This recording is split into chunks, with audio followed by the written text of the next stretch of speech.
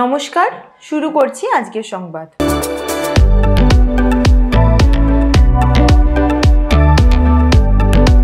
পূর্ব বর্ধমান জেলার সমস্ত স্কুলের শিক্ষার্থীদের সামগ্রিকভাবে এগিয়ে নিয়ে যাওয়ার লক্ষ্য নিয়ে নির্দিষ্ট পরিকল্পনা গ্রহণ করা হয়েছে। জেলার প্রতিটি বিদ্যালয়ে প্রতিটি ক্লাসে অন্তত 4টি করে হাউস ফরমেশন করার লক্ষ্য নিয়ে একটি সভা অনুষ্ঠিত হয়।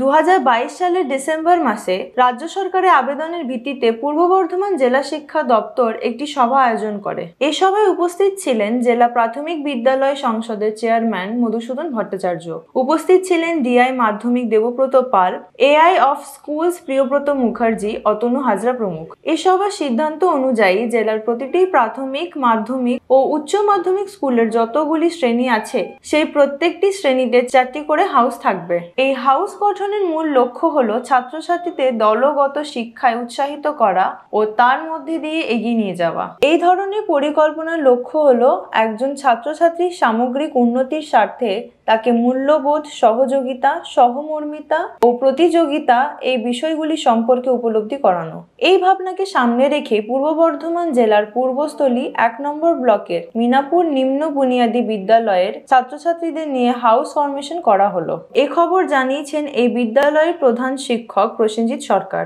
জানা গেছে 4টি নামে এই বিদ্যালয়ের হাউস গঠন করা হয়েছে। নামগুলি হলো গ্রীষ্ম, শীত, শরৎ ও বসন্ত। প্রসেনজিৎ সরকার বলেন, আমরা বিভিন্ন মহাপুরুষের নামে এই হাউসগুলি নামকরণ করতে পারতাম, কিন্তু আমাদের এখানে প্রকৃতিতে যে পরিবর্তন ঘটে তার সঙ্গে ছাত্রছাত্রীদের উপলব্ধিকে সম্পৃক্ত করার লক্ষ্য নিয়ে আমাদের প্রকৃতির ওপর এই হাউসগুলির নামকরণ করা হলো। কারণ এই সমস্ত প্রকৃতি ছাত্রছাত্রীদের জীবনযাত্রায় একটা প্রভাব বিস্তার করে। তাই প্রকৃতিকে না চিনলে এই সমস্ত কচিকাচারা তাদের জীবনকে এগিয়ে নিয়ে যেতে পারবে না। ছাত্রছাত্রীদের জীবনকে আরো সুন্দরভাবে গড়ে তোলার লক্ষ্য নিয়ে আমরা এই হাউসগুলির নামকরণের মধ্যে দিয়ে আমাদের উদ্দেশ্যকে সফল করে তুলতে চাই।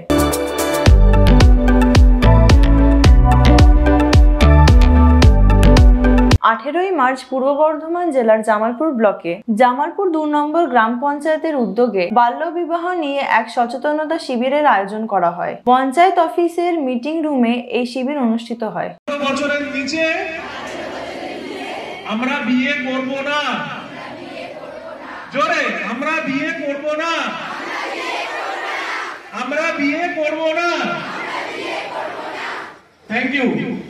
জামালপুর 2 নম্বর গ্রাম পঞ্চায়েতের অন্তর্গত Jamalpur girls high school, Kanla Kasra high school সহ এলাকার 14 থেকে 18 বছর বয়সী মেয়েরা এই সচেতনতামূলক শিবিরে যোগদান করেন। মূলত 18 বছরের আগে বিবাহ করা কেন উচিত নয়, কি কি ক্ষতি হতে পারে সেই বিষয় নিয়ে এই দিন আলোচনা করা হয়। উপস্থিত ছিলেন পঞ্চায়েত সমিতির সভাপতি পূর্ণিমা মালিক, সহ সভাপতি ভূতনাথ মালিক, পূর্ত কর্মাধ্যক্ষ Mehmud Khan, joint BDO, SDPO Jamalpur girls high স্কুলের 2 শিক্ষিকা, জেলা BOIC child protection Falguni Chattopadhyay, Jamalpur 2 নম্বর গ্রাম পঞ্চায়েত প্রধান মিঠু পাল সহ অন্যান্যরা। মেহমুদ খান বলেন, বাল্য বিবাহ কমাতে এই ধরনের আলোচনা সভা যথেষ্ট কার্যকরী হবে।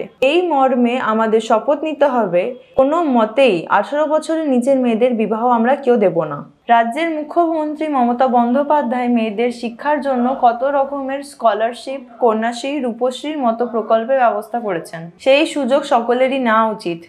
আমার শিক্ষকরা আমাকে বললেন যে বাবা তুমি পড়াশোনা করছো, ভালো করে পড়াশোনা করো, কোনো অসুবিধা হলে আমরা তোমার পাশে আছি।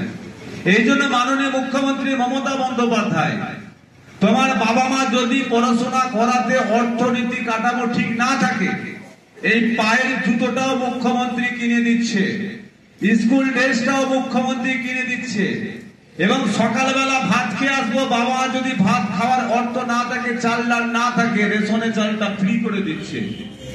আমি এখান থেকে বেরুগ্রামে, আমি এখান থেকে জামালপুর স্কুল যাবো কাঠুরিয়াপাড়া থেকে, আমাকে সাইকেল কিনে দিয়েছে, আমাকে সরকার সাইকেল দিয়েছে, সাইকেলে করে যাব।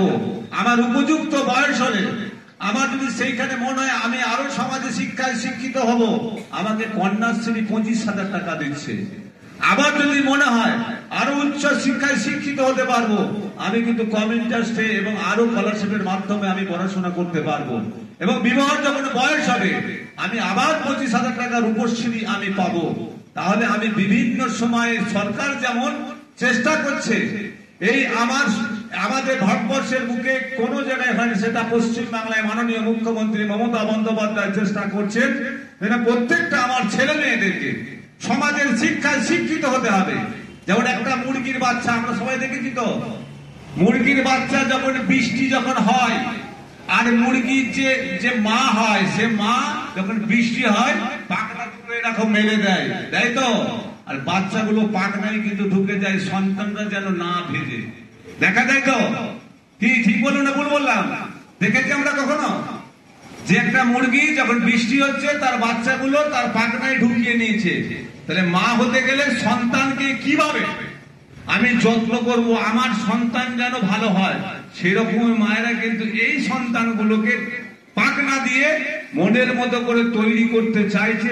কোনো গায়ে যেন কালি না লাগে, আমার সন্তানের গায়ে যেন জল না লাগে।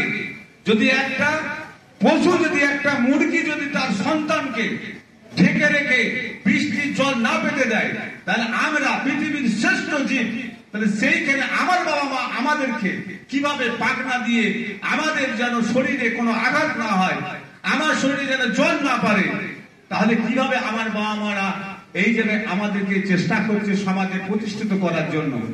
আমাদেরকে ভাবতে হবে। গ্রাম পঞ্চায়েত প্রধান মিঠু পাল বলেন, যাতে তার পঞ্চায়েত এলাকায় বাল্য বিবাহ কোনো মতেই না হয়, সেই জন্য তারা এই আলোচনা সভার আয়োজন করেছেন। তিনি আশাবাদী উপস্থিত মায়েরা ও তাদের কন্যা রত্নরা নিশ্চয়ই এই ব্যাপার বুঝতে পারবেন। বাল্য বিবাহ রোধে সকলে সহযোগিতার হাত বাড়িয়ে দেবে বলে এমনটাই প্রত্যাশা করেন তারা। 18 বছর পার হওয়ার পর যারা বিবাহ করছে সেই সমস্ত মেয়েদের জন্য রূপশ্রী বলুন, তাহলে পশ্চিমবঙ্গ সরকারের মাননীয় মুখ্যমন্ত্রী যেখানে সর্বতভাবে প্রচেষ্টা চালাচ্ছে যে যাতে এই চাইল্ড ম্যারেজকে দূর করা যায়, সেখানে আমাদের কিছু অসচেতন, অসতর্ক কিছু অভিভাবক অভিভাবিকারা, যারা আমরা মনে করি যে মেয়ে হয়ে জন্মেছে মানে এটা পরিবারের কাছে একটা বোঝা, যত তাড়াতাড়ি সম্ভব এদের বিবাহ দিতে পারলে আমি হয়তো দায়মুক্ত হব, এটা কিন্তু সম্পূর্ণ ভুল। আজকে পড়াশোনার জন্য বাবা মাকে গার্ল স্টুডেন্টদের জন্য বেসিক্যালি বিশেষ একটা দায়িত্ব পালন করতে হয় না। মাধ্যমিক পাস করার পর তারা একটা 10,000 টাকা স্কলারশিপ পায়, তারা একটা সবুজ সাথী সাইকেল পায়, তারা একটা ট্যাব কেনার জন্য 10,000 টাকা পায়। আবার যখন কলেজে ওঠে, যখন K2 ফর্ম ফিল আপ করে, তখন তারা এককালীন 25,000 টাকা তার অ্যাকাউন্টে পায়। তাহলে এই সমস্ত প্রকল্পের সুবিধা থাকা সত্ত্বেও তাহলে কেন আমার সেই মেয়েটার আন্ডারে যে আমি বিয়ে দেব, সেই সমস্ত গার্জেনকে কিন্তু ভাবতে হবে।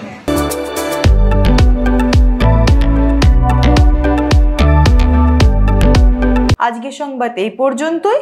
নমস্কার।